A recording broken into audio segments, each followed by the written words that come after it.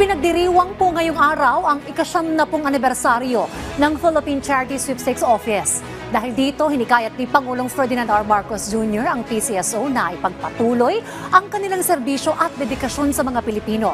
Tiniyak naman ni PCSO General Manager Mel Robles na patuloy nilang susuportahan ang mga programa ng gobyerno. Yan ang ulat ni Bien Manalo live. Bien?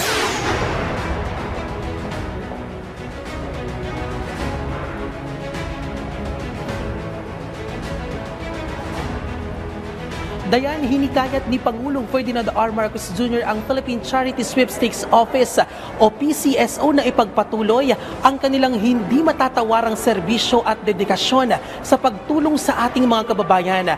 Iyan ay kasabay ng selebrasyon ng ika-70 anibersaryo ng PCSO ngayong araw.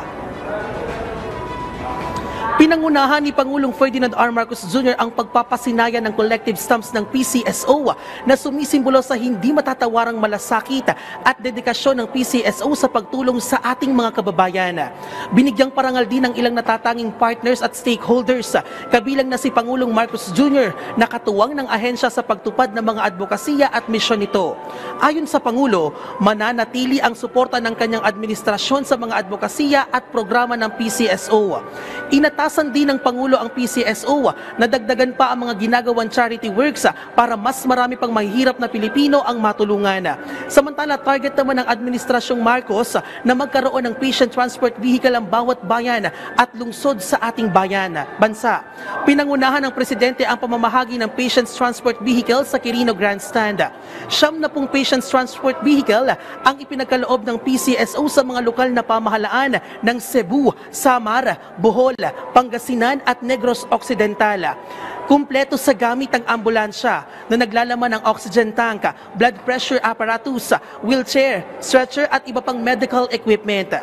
Tiniyak naman ni PCSO General Manager Mel Robles na patuloy nilang susuportahan ang mga programa ng pamahalaan na makapagpapaangat sa pamumuhay ng bawat Pilipino. Hinihikayat ng PCSO na suportahan ang kanilang mga palaro na nagpupondo sa mga charity programa. Dayan, sa ngayon ay nakumpleto na ng PCSO ang pamamahagi ng emergency vehicle sa mga local government sa Cebu at Bohol. Nagkakahalaga naman ng mahigit 2 milyong piso ang bawat patient transport vehicle o PTV. At yan muna ang update. Balik sa iyo, Dayan. Maraming salamat, Bien Manalo.